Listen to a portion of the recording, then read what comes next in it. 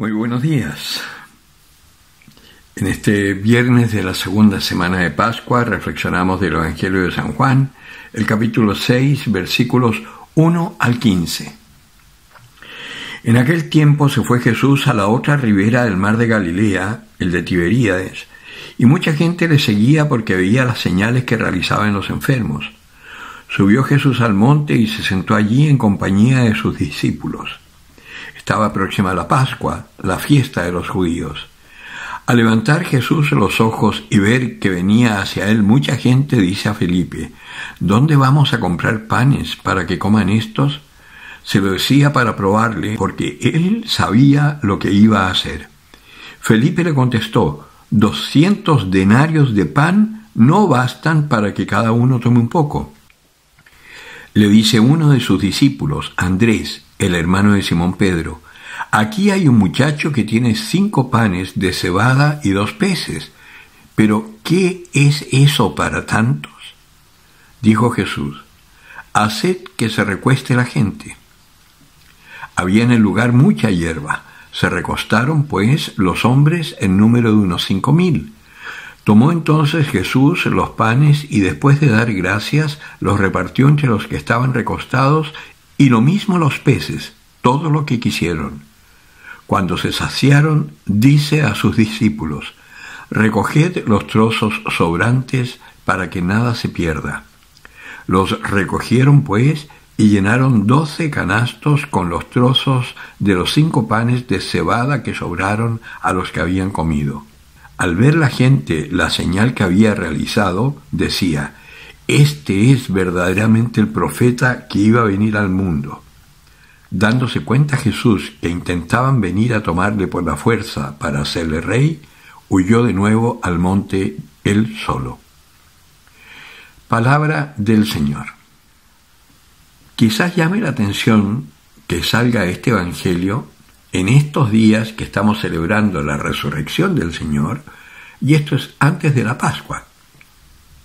Pero, ¿por qué la Iglesia ha puesto, inspirada por Dios, este Evangelio ahora?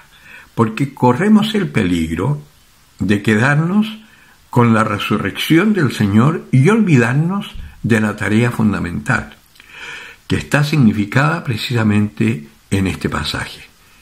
La tarea fundamental del cristiano es la evangelización.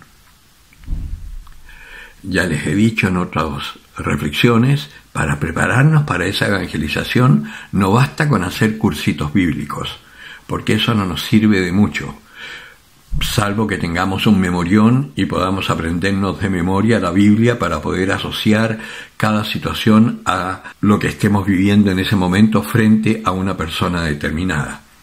Como esa memoria no la tienen ni los mormones ni los testigos de Jehová, que yo siempre los saco de ejemplo porque eso sí, se aprenden las cosas por libro.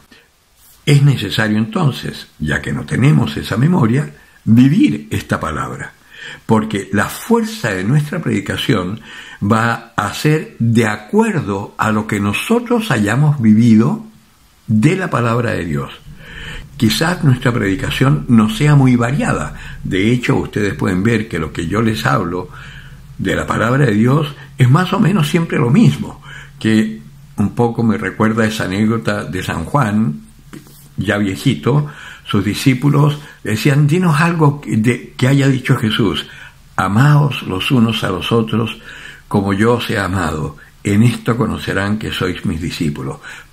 Pero maestro Juan, o padre Juan le diría, no sé, pero siempre dice lo mismo. Es que no le escuché otra cosa al Señor.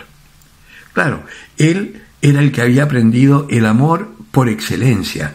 Él fue el que no huyó ante la persecución, el que estuvo junto a la Virgen al pie de la cruz, es el que nos representa a nosotros. Y nuestra misión también entonces es poder anunciar esta palabra. ¿Y por qué aparece este pasaje ahora? Primero, Jesús parte poniendo a prueba a los discípulos. Cuando ve que viene tanta gente, él le pregunta: ¿cómo vamos a dar de comer? Aunque él ya sabía lo que iba a hacer. Lo primero que piensan los discípulos es que ante esa multitud no hay dinero capaz de comprar pan para saciarlos todos. Pero aparece aquí este apóstol que a mí me encanta, que es Andrés, el hermano de Simón Pedro, de Pedro. Andrés tiene una particularidad y es la que deberíamos tomar todos para empezar nuestra misión. Andrés es el que está atento a ver cómo solucionar algo, o es, por así decir, el evangelizador por excelencia. Cuando va detrás del Señor y le pregunta con el otro discípulo: Señor, ¿dónde vives? El Señor les dice: venid y lo veréis, y después va corriendo donde Natanael y le dice: hemos visto a uno que puede ser el Mesías, y empieza a convocar a sus amigos para que vayan al encuentro de Jesús. Acá está atento. Acá hay un muchacho que tiene 5 panes y 2 peces. O sea, es el que está siempre preocupado de cómo hacer que la gente se encuentre con el Señor. Y en este caso es esta multiplicación de los panes. Recuerden que hay 2 que aparecen en la Biblia, una de 7 espuertas y esta de 12 que se recogen de las sobras. 12 es el número de las tribus de Israel. ¿Qué es lo que quiere decir este 12 entonces? Que primero el alimento es para saciar a los hijos del pueblo elegido, los judíos. El de las 7 espuertas son las 7 naciones que se conocían, las 7 naciones paganas que se conocían, que eso es el mundo entero. Acuérdense que el número 7 es la perfección también. En este caso está hablando que la palabra de Dios va a sus hijos primero. Pero resulta que hoy nosotros somos el pueblo elegido. Por el bautismo que hemos recibido, el mismo que recibieron los judíos, nosotros hoy somos el pueblo elegido. Lo que significa que este repartir los 5 panes y los 2 peces tiene que ver con la palabra de Dios. Recuérdense que los 5 panes siempre hace relación a los 5 libros de la Biblia judía, que es nuestro Pentateuco, en nuestra Biblia. Ahí está la Torá. Y los 2 peces habla del Antiguo y del Nuevo Testamento. Vale decir, Cristo es uno solo. Y en el Antiguo Testamento se habla de Él, y en el Nuevo Testamento Él habla de sí mismo y nos invita a que nosotros hablemos de Él al mundo. Esa es nuestra misión. Darles de comer, saciar el hambre que tiene el mundo de Dios. En estos días en que hemos estado visitando casas, invitando a acercarse a la iglesia, sobre todo a los más alejados, ha sido notable porque los evangélicos nos han recibido con mucha alegría y nos han dado gracia. Los católicos están, yo digo, endemoniados, porque los evangélicos no creen los cuentos que dice el mundo respecto a la iglesia católica pervertida, de curas pederastas y todo esto. Los católicos se creyeron el cuento, y por un cura que ha dado escándalo, hay 50 que no lo dan y que trabajan calladamente, y sin embargo los católicos cada vez están más renuentes de venir a la iglesia. Sin embargo, hemos visto que mucha gente se ha alegrado al recibir la palabra, pues si estamos bien preparados, no vamos a ir con moralismos, sino que vamos a ir como testigos del amor y del poder de Dios sobre cada uno de nosotros, que en nuestras miserias, en nuestras debilidades, Dios nos ha fortalecido, nos ha perdonado, nos ha levantado y nos ha dicho: id y anunciad mi palabra a todas las gentes. En otro pasaje el Señor dice que hay que trabajar porque es de día, porque llega la noche y no se puede hacer. Yo siempre tomo la frase del cardenal Sará, que dice: está atardeciendo. Y es verdad. El mundo cada vez está sumergiéndose más en lo que en la Biblia dice las tinieblas del error.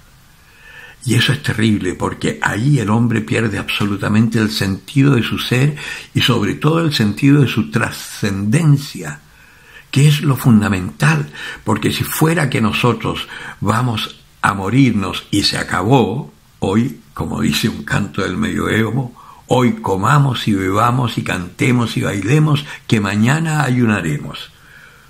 Pues, si fuese así, es inútil anunciar nada. Pero nosotros sabemos, por Jesucristo que está resucitado, que el hombre está llamado a una vida eterna, en gloria, en dicha perpetua. ¿Cómo no anunciarlo? ¿Cómo no invitar a la gente a que venga a experimentar eso ahora, en esta vida, para que tenga una certeza, una esperanza cierta de su futuro? Hay tantas imágenes tan lindas aquí. Haced recostar a la gente. Había mucha hierba. Hay un salmo que dice: en prados de fresca hierba el Señor me apacienta. Haced recostar a la gente, descansar. Realmente, cuando se vive la fe es un descanso. ¿Cómo no anunciarlo?